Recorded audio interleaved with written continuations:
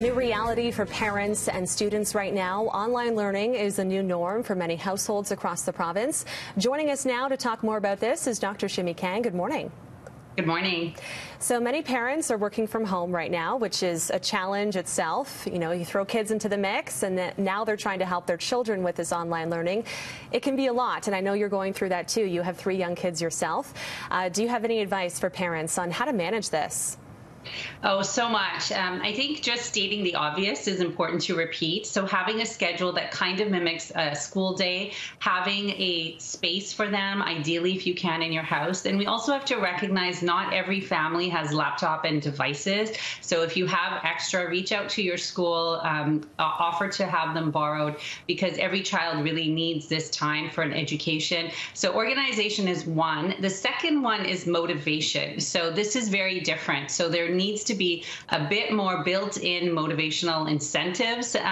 So allowing, like what I do with my kids, their favorite chocolate milk is an incentive, and that screen time or that video game time, their favorite show, or something else, maybe even a small amount of money, allowance increase. So especially at the beginning, it's okay to do that, be there definitely the first beginning week, because this is a big transition for everyone.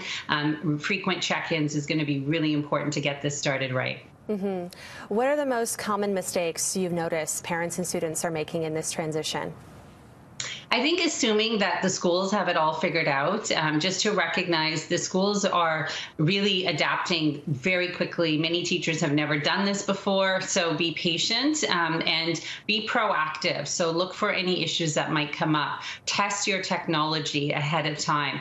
I also think that there's a mistake that the idea of online learning means that it's all online, when in fact a better word is remote learning or distance learning. So the instruction comes online, but a lot of the learning can be done offline at home, in your kitchen, in your balcony.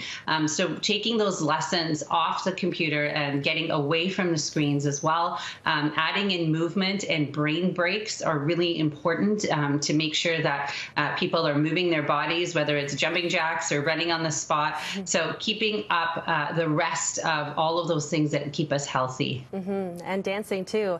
So with all this teaching going remote now, do you think that this is going to have a detrimental effect on students, especially, elementary students or students with disabilities, learning disabilities? I definitely think it's going to be challenging. I have 3 kids, 2 have learning differences, ADD, dyslexia, written output.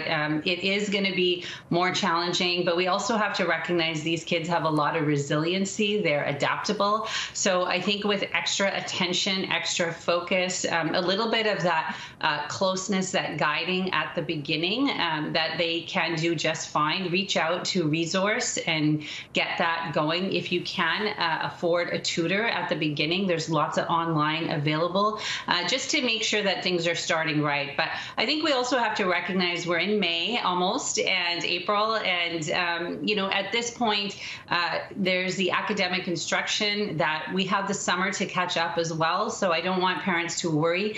There is time before September. Mm-hmm. That's a good point. We can continue this learning into the summer. Okay, great advice as always. Thank you so much, Shimi. Have a great week. Thank you.